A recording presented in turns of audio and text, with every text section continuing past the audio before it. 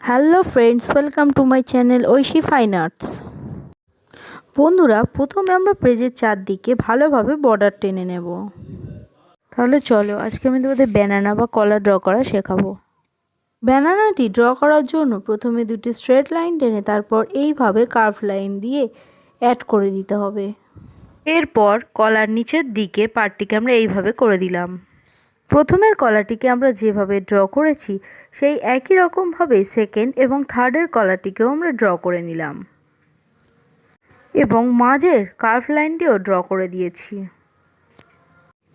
তিনটি কলা ড্র করার পরে কলার উপরের দিকে যে বোঁটাটি থাকে সেই বোঁটাটিকে আমরা ড্র করে দিলাম। দেখো বন্ধুরা, কলার ছড়াটি আমরা ড্র করে ফেলেছি। তাহলে চলো এটিকে আমরা কলাটিতে কালার করার জন্য উপরের বোঁটা এবং তিনটে কলাতেই আমরা লেমন ইয়েলো কালার দিয়ে ভালোভাবে ফিল করে দিলাম।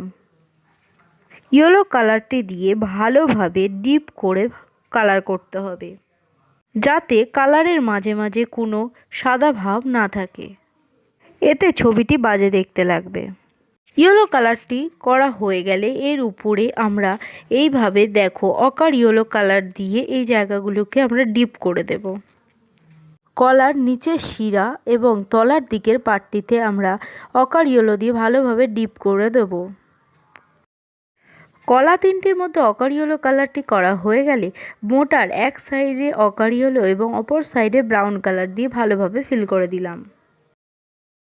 বোটার মধ্যে কালার করা হয়ে গেলে কলার নিচের দিকে যে পার্টটি ছিল সেটাতেও আমরা ব্রাউন কালার দিয়ে ফিল করে দিয়েছি।